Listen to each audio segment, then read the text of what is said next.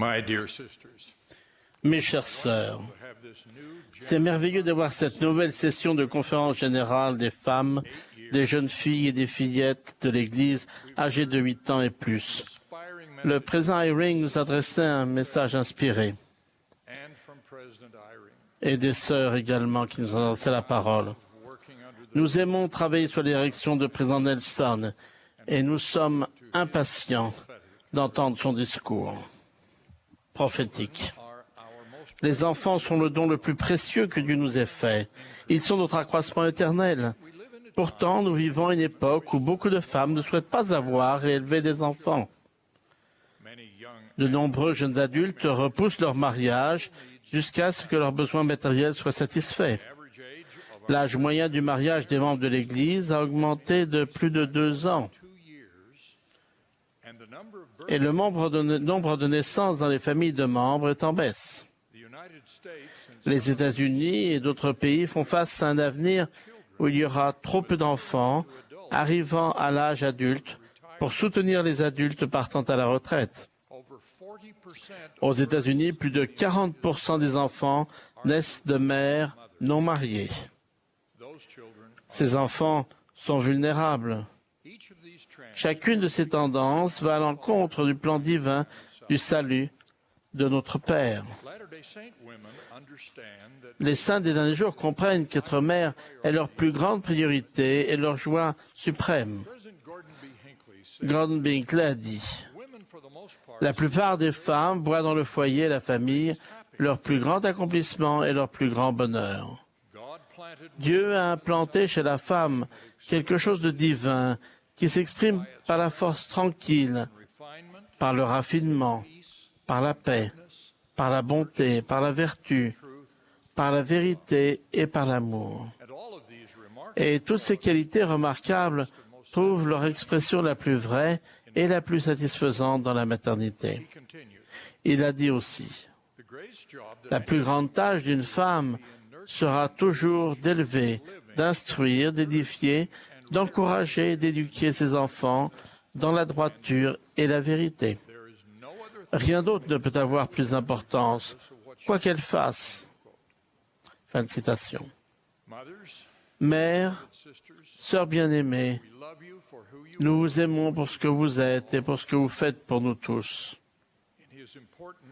Dans son important discours de 2015, intitulé « Plaidoyer à mes sœurs », le président Nelson a dit « Le royaume de Dieu ne peut pas être complet sans les femmes, des femmes qui contractent des alliances sacrées, les honorent et parlent avec le pouvoir et l'autorité de Dieu.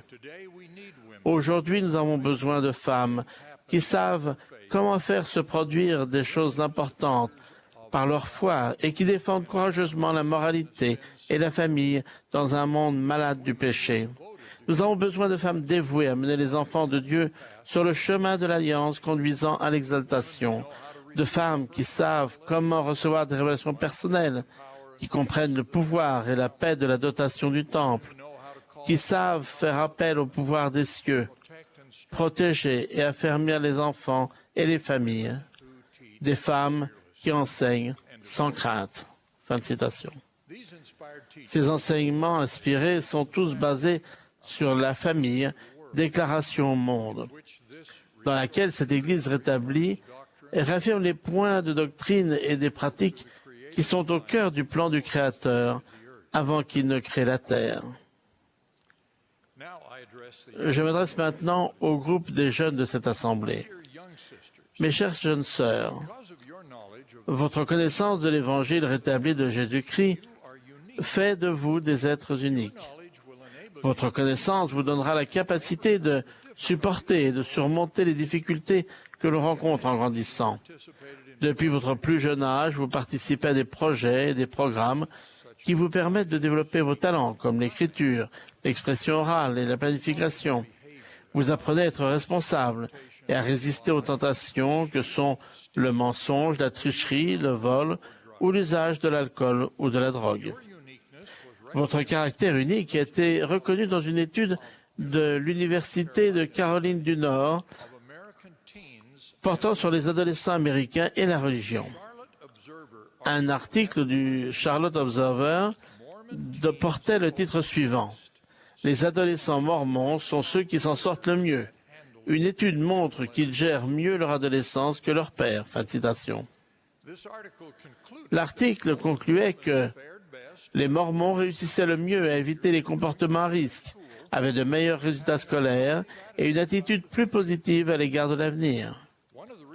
L'un des chercheurs, auteur de l'étude, qui interviewait la plupart de nos jeunes, a dit, je cite, « Dans presque toutes les catégories que nous avons étudiées, il y avait une tendance claire. Les Mormons étaient les premiers. » Fin de citation. Pourquoi faites-vous le mieux face aux difficultés que l'on rencontre à l'adolescence? Jeune fille, c'est parce que vous comprenez le grand plan du bonheur de notre Père Céleste. Il vous dit qui vous êtes et quel est le but de votre vie. Les jeunes qui ont cette compréhension sont les premiers pour résoudre des problèmes et choisir le bien. Vous savez que vous avez l'aide du Seigneur pour surmonter toutes les difficultés que vous rencontrez en grandissant. Une autre raison pour laquelle vous êtes très efficace est que vous comprenez que vous êtes les enfants d'un Père Céleste qui vous aime. Je suis sûr que vous connaissez bien notre beau cantique « Chers enfants, sur vous Dieu veille ». Voilà la première strophe que nous avons tous chantée et crue. « Chers enfants, sur vous Dieu veille, vous protège jour et nuit, vous bénit car il vous aime, si vous vous tournez vers lui. » Il y a deux enseignements dans cette strophe. Premièrement, notre Père Céleste veille sur nous et nous protège jour et nuit. Pensez-y, Dieu nous aime, il veille sur nous et nous protège. Deuxièmement, il nous bénit quand nous nous tournons vers lui. Quel réconfort au milieu de nos inquiétudes et de nos difficultés. Oui, jeune fille, vous êtes bénie et vous êtes merveilleuse. Mais, comme tous les enfants de notre Père Céleste, vous devez vous efforcer de vous tourner vers lui et faire le bien. Je pourrais vous donner des recommandations sur beaucoup de choses différentes, mais je n'en ai choisi que deux. Ma première recommandation concerne les téléphones portables. Une enquête récente portant sur l'ensemble du pays a révélé que plus de la moitié des adolescents des États-Unis ont dit passer trop de temps sur leur téléphone portable. Plus de 40% d'entre eux ont dit qu'ils se sentaient angoissés quand ils étaient séparés de leur téléphone portable. Cette réponse était plus fréquente chez des filles que chez les garçons. Mes jeunes sœurs, ainsi que vous, femmes adultes, cela sera une bénédiction pour vous si vous limitez votre utilisation des téléphones portables et votre dépendance vis-à-vis d'eux. Ma deuxième recommandation est encore plus importante. Soyez gentils envers les autres. La gentillesse est quelque chose que beaucoup de nos jeunes pratiquent déjà. Des groupes de jeunes dans certaines collectivités nous ont montré à tous la voie à suivre. Nous avons été inspirés par les actes de gentillesse de nos jeunes envers les personnes qui ont besoin d'amour et d'aide. De bien des manières, vous apportez cette aide et vous montrez cet amour les uns aux autres. Nous aimerions que tous suivent votre exemple. D'un autre côté, nous savons que l'adversaire nous tente tous d'être méchants. Et il y a encore de nombreux exemples de cela, même parmi les enfants et les jeunes. La méchanceté persistante prend de nombreuses formes, par exemple l'intimidation, le harcèlement en bande ou le rejet des autres en groupe.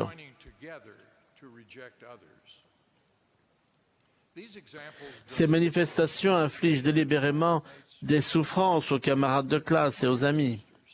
Mes jeunes sœurs, cela ne plaît pas au Seigneur quand nous sommes cruels ou méchants envers les autres. Voici un exemple. Je connais un jeune homme, un réfugié ici en Utah, dont on s'est moqué parce qu'il était différent, notamment parce qu'il parlait sa langue maternelle. Une bande de jeunes privilégiés l'a tyrannisé jusqu'à ce qu'il réponde d'une manière qui l'a amené à purger une peine de prison de plus de 70 jours. et qu'on envisageait de le renvoyer dans son pays. Je ne sais pas ce qui a provoqué ce groupe de jeunes, dont beaucoup étaient saints des derniers jours, comme vous, mais je vois l'effet de leur méchanceté, une expérience et un coup tragique infligé à des enfants de Dieu. De petits actes de méchanceté peuvent avoir des conséquences destructrices. Quand j'ai entendu cette histoire, je l'ai comparée avec ce que notre prophète, le président Nelson, a dit récemment lors de sa veillée mondiale pour les jeunes, en vous demandant à vous et à tous les autres jeunes d'aider au Rassemblement d'Israël, il a dit « Je vous demande de vous démarquer et d'être différents du monde. Vous et moi savons que vous devez être une lumière pour le monde. Par conséquent, le Seigneur a besoin que votre apparence, votre langage, vos actes et votre tenue vestimentaire soient ceux d'un vrai disciple de Jésus-Christ. » Fin de citation. Le bataillon de jeunes auquel le président Nelson vous a invité à vous joindre ne sera pas méchant envers autrui. Ces jeunes suivront l'enseignement du Sauveur de tendre la main aux autres avec amour et considération, et même de tendre l'autre joue quand ils estimeront que quelqu'un leur a fait du tort. Dans un discours donné lors d'une conférence générale à l'époque où beaucoup d'entre vous étaient nés, Gordon Bigley, alors président de l'Église, a loué les belles jeunes filles qui s'efforcent de vivre l'Évangile. Il les a décrites exactement comme je souhaite vous décrire. Je cite, « Elles sont charitables les unes envers les autres. Elles s'efforcent de se fortifier mutuellement. Elles font honneur à leurs parents et au foyer dont elles viennent. Elles seront bientôt des femmes et elles garderont toute leur vie les idéaux qui les motivent actuellement. » Fin de citation. Le président Nelson, jeune fille, en tant que serviteur du Seigneur, je vous dis à vous, jeune fille, soyez gentils les unes vis-à-vis des autres. Jésus nous a appris à nous aimer les uns les autres et à traiter les autres comme nous voulons être traités. Lorsque nous efforçons d'être gentils, nous nous rapprochons de lui et de son influence aimante. Mes chères sœurs, si vous livrez à des comportements méchants ou mesquins, individuellement ou en groupe, prenez maintenant la résolution de changer et d'encourager les autres à changer. C'est mon conseil. Et je vous le donne en tant que serviteur du Seigneur Jésus-Christ, parce que son esprit m'a poussé à vous parler de ce sujet important. Je témoigne que Jésus-Christ est notre Sauveur, qui nous a enseigné à nous aimer les uns les autres, comme il nous aime. Je vous prie pour que vous le fassiez au nom de Jésus-Christ. Amen.